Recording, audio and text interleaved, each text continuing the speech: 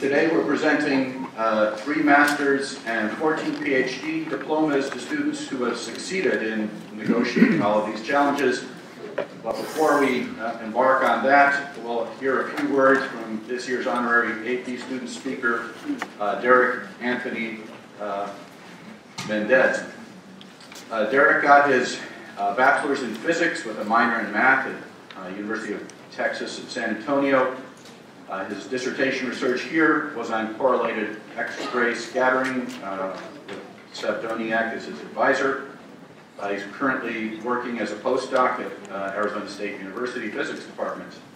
In addition to his ample research contributions, he also had significant extracurricular activities such as serving as a Cardinal Scholar private tutor and performing guitar and piano in the University of Texas and the Stanford Jazz Orchestras. And I think we may hear some output of that as well.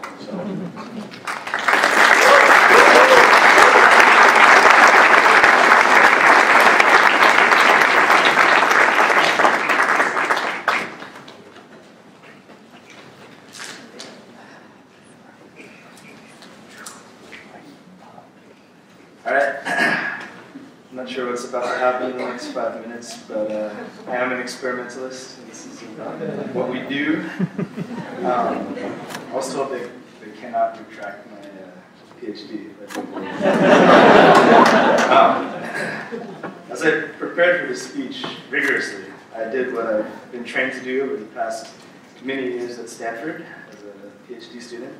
I first turned to Google, and I entered, how do you give a good speech? And so I decided the speech would actually be about overcoming a little bit of self-doubt. Can I really do this? And after all, here I am, trying to overcome that doubt. But more important than all of that is what this room represents. There's a room full of people who are about to receive degrees in physics, who more or less overcame some doubt along the way. And so maybe there was a problem set where you just didn't know the answer, so you also had to Google it. Or maybe there was, some strange rash, growing on your upper torso. What is this? I gotta Google it. Either way, we all are here now. We overcame our doubts with a little help of Google, but more importantly, we did it. Congratulations. I want to tell you a story today about a U.S. president, actually Theodore Teddy Roosevelt, because he was a cool guy. He was nicknamed the Bull Moose because he gave a re-election speech and someone shot him in the chest, point blank.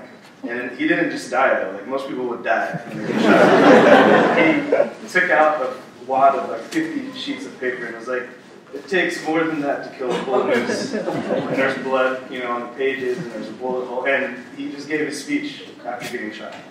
So I only have 1 page worth of speech here, so don't get into it. And I'm also not a bull moose, I'm a physics graduate. It's very fragile. So why am I talking about Teddy Roosevelt? He was actually an incredible individual. He was a cowboy, he knew love and he knew tragedy in his life. He was a thrill seeker, he climbed the Matterhorn in Switzerland, or I think it's on the border. Anyway, when he was 23, he climbed the Matterhorn. And actually, he was the 26th president of the United States. And in 1914, he did something much like getting a degree in physics at Stanford. As part of a science expedition, he navigated an uncharted river deep in the Amazon. And, okay, so it's not exactly like getting a degree in physics, but anyone who's biked down Sarah Mall when classes let out know that that's a lot like navigating dangerous rapids with the strange indigenous undergraduates roaming around. This is really y'all's land as graduate students, we're just visitors here. Okay, so actually this would be good if there was some music accompanying it. Does anyone have a guitar? Oh, okay.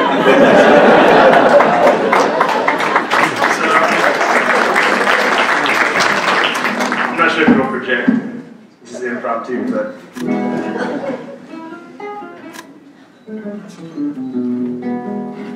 The river is called Rio da Duvida, or the River of Doubt in Portuguese. Literally, it's called the River of Doubt. And together in 1914 with his son Kermit, Teddy Roosevelt set out to navigate that river.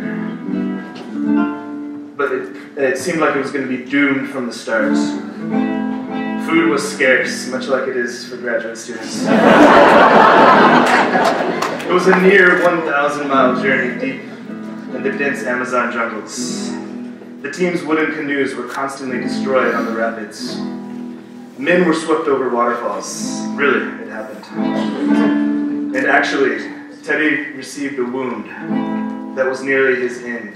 It became infected. And he was asking to be left for dead. Sadly, 3 of the team actually didn't make it back. But the 16 that did lived to talk about it. Through their doubt, quite literally, through the river of doubt, they succeeded. And that ends my musical session.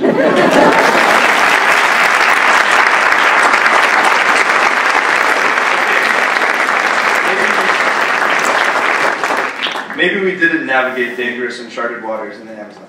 I'm sure we all overcame some inkling of doubt to get to this point.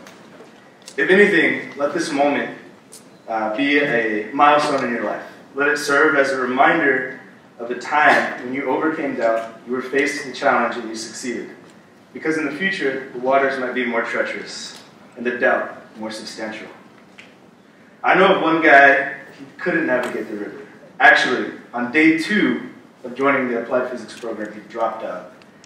What a sad guy. He's CEO and founder of Tesla, and he has this company that makes rockets, but they never land right, they blow up all the time. It's really embarrassing. Don't be like that.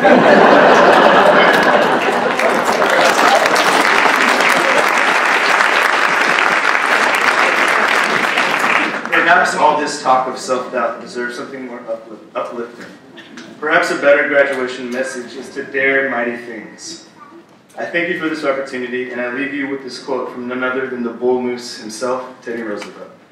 Far better it is to dare mighty things, to win glorious triumphs, even if checkered by failure, than to rank with those poor spirits who neither enjoy nor suffer much because they live in the great twilight that knows not victory nor defeat. Thank you.